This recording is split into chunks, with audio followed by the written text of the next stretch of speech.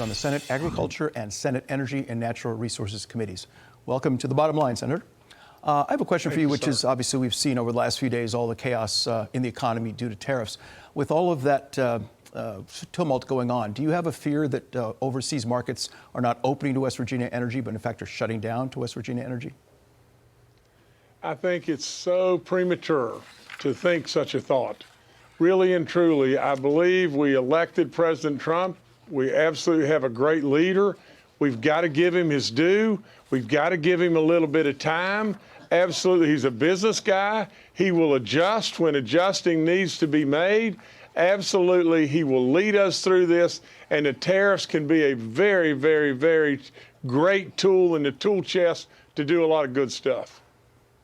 Senator, but you're already seeing pushback from buyers of our energy. How much time do we have to get this done? Because 90 days, and Kevin Hassett said earlier in the day, that already, I believe it was 15 countries out of the 75 had really come to the table with their own offers. But how much time does our energy industry have when it comes to getting these deals worked out?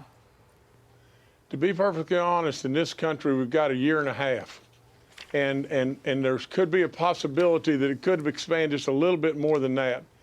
But really and truly, within a year and a half, we're going to have to make some really, really tough decisions. If we don't get busy with absolutely cleaning up the network and making it absolutely functional on the grid, if we don't absolutely bring more energy to the table, we're going to have a demand for energy like you can't possibly imagine. Yep. Absolutely. It could very well be an electricity demand of double what it is today. Well, what is that going to do? I mean, really and truly, are we going to choose between keeping our homes cool and warm in the winter? Or are we going to choose between the opportunity of jobs and industry? Because today, you can't possibly do both. No matter what, I mean, I'm from West Virginia, and I know a lot about energy, and I will promise you that Doug Burgum is a superstar, and he knows and knows very well, and so does President Trump. Yep. And that's why President Trump the other day made us all so proud in regard to coal, because we've got to have coal. Indeed, sir. It's a base load fuel. Only two, nuclear and coal, are base load for electricity production. I wanted to move on to this. How the House of Representatives passed the big, beautiful bill framework. Now, at least the House framework that initially passed, it's got a minimum of $1.5 trillion in cuts. And the expectation is, because the way the instructions were written to the Commerce Committee, of $880 billion in cuts, that there will be hundreds of billions of dollars in Medicaid, and I'm using the word cuts. And that would mean simply adding work requirements and reducing the federal share of, say, the expansion that happened under Obamacare. Are you on board? Because people who lend to the United States have sent a message that we're not such a great credit right now, Senator. We need to cut our spending. Well, there's no question we need to cut our spending. You know, if I could just tell you real quickly, in the state of West Virginia, what did we do from day one? I mean, we were so bankrupt, it was unbelievable. And we absolutely cut our spending. We absolutely cut regulations. We gave ourselves the options or the opportunity to grow. Is that not just exactly what our president is doing right now?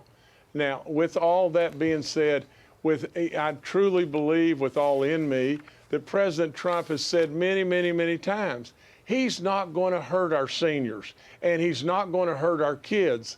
Now, as far as fraud or as far as abuse, we got to get rid of it. That's all there is to it.